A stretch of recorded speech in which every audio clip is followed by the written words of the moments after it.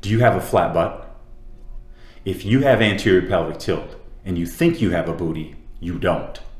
In this video, we're going to go through some assessments and foolproof exercises to make sure the biggest muscles in your body, the glutes, are looking, feeling, and performing as they should be.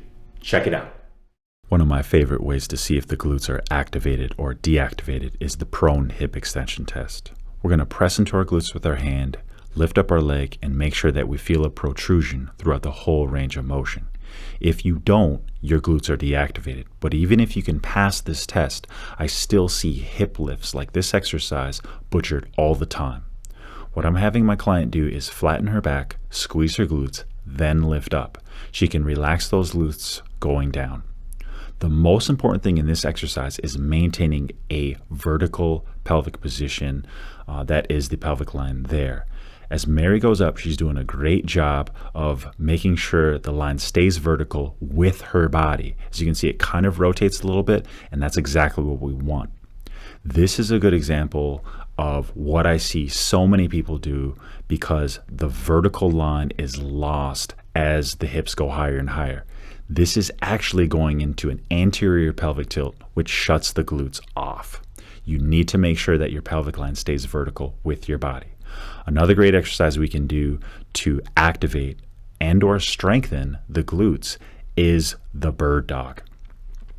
As you can see, I have this stick on my client's back, and this is to make sure that she doesn't go into an anterior pelvic tilt.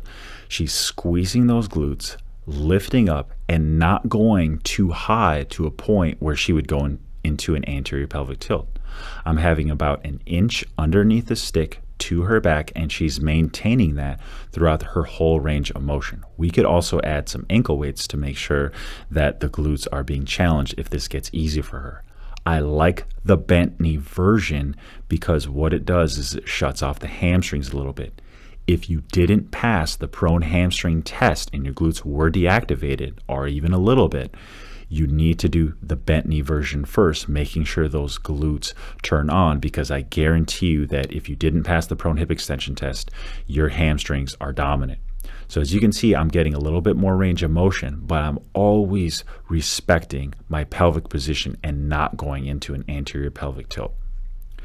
If you can pass the prone hip extension test and you can do a bent knee bird dog, then you can do the classic straight leg bird dog. But I still want you to make sure that you can have a neutral pelvic position by using a stick on your back. You can also use a mirror. You can use some weights, and you may feel this in the glutes and the hamstrings. You can also do a hold as well. If you have any questions or comments, please post them below. Thank you.